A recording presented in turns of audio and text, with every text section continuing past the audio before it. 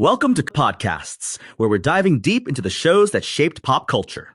Today, we're talking about something that started as a simple horror show and turned into a 15-season phenomenon, Supernatural Season 1.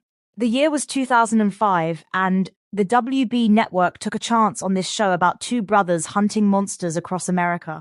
It's kind of fascinating how this relatively simple premise just caught fire. Right, and it wasn't just any monster hunting show. No, it wasn't. What made season 1 really stand out was this perfect blend of urban legends, weekly monster hunts, and this really compelling family drama at its core.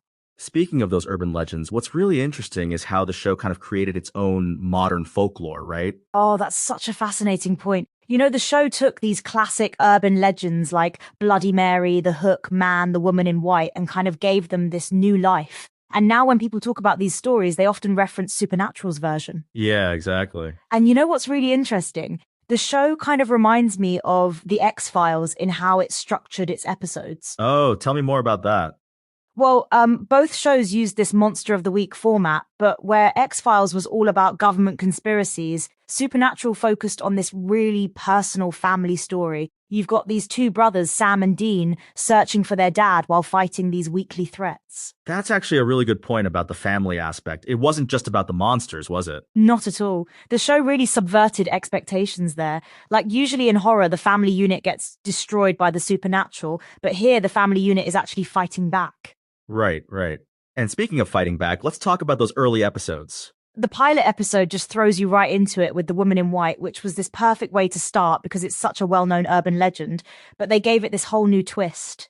And the practical effects they used back then? Oh yeah, that's actually really interesting because in 2005 they were still using a lot of practical effects mixed with early CGI. It's kind of amazing how well they hold up compared to some of the purely CGI stuff we see today. You know what's wild? The way they handled the horror elements. Yeah, instead of having the typical victims running away from monsters, they flipped it. Sam and Dean are actively hunting these creatures. They're the ones doing the chasing. That's such a good point. And you know what really stands out in season 1? The way they balance these standalone episodes with the main story arc of finding their father. Can we talk about some of those standalone episodes that really stood out? Well, there's Bloody Mary, which took this playground legend and made it absolutely terrifying.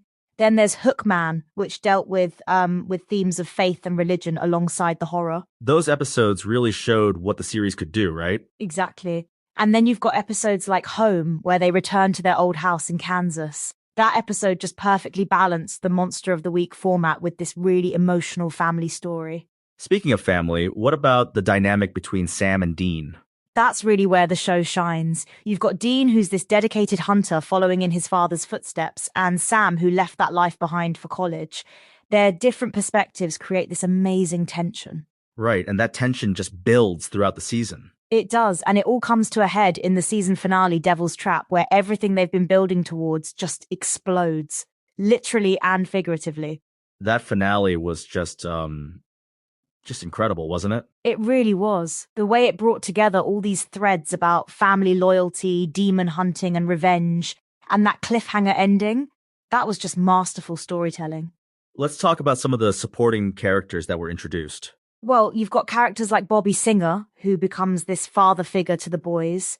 And then there's Missouri Mosley, who helps them understand their psychic connections. Those characters really helped expand the world, didn't they?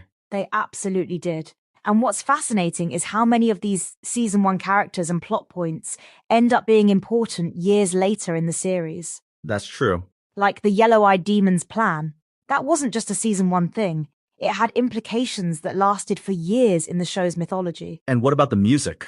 That became such a huge part of the show's identity. Oh, the classic rock soundtrack. That was actually a really bold choice for 2005. Most shows were using current pop music, but Supernatural went with these classic rock songs that really fit the whole road trip monster hunting vibe. Kansas's Carry On Wayward Son wasn't used until later, right? Right, that came later, but became so iconic. In season 1, they were establishing that musical identity with bands like AC/DC and Metallica, which really helped set the tone. Let's talk about the Impala. The 1967 Chevy Impala. That car became like a third main character, didn't it? It's interesting how they established it right from season one as this important symbol of family and home. Yeah, exactly. And you know what's really cool about season one? The way they used these American locations and roads less traveled. It wasn't just big cities, it was these small towns and back roads. That really helped create the atmosphere, didn't it? Absolutely. It gave the show this uniquely American gothic feel. Like these horror stories could be happening just down the road from you. And the writing really played into that. Yeah, Eric Kripke and his team did this amazing job of grounding these supernatural elements in really relatable human drama. Every monster story was actually about something deeper. Like what? Well, take the Wendigo episode. On the surface, it's about this terrifying creature, but it's really exploring themes of survival and what humans will do when pushed to extremes.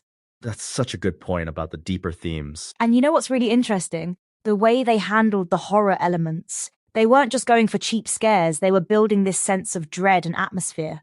Right, and that became kind of a template for future seasons, didn't it? Exactly. Season one really established this perfect formula of horror, family drama, and humor that the show would continue to use and build upon for the next 14 seasons. It's pretty amazing how well it holds up.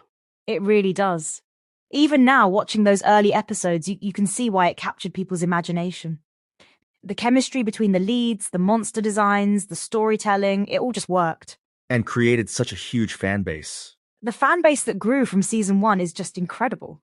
Like how many shows from 2005 still have such an active and passionate following? Not many, that's for sure. And it all started with these simple Monster of the Week stories that just grew into something so much bigger. Well, that's all the time we have for today on Podcasts. Thanks for joining us on this deep dive into Supernatural Season 1. Until next time, keep watching and keep hunting.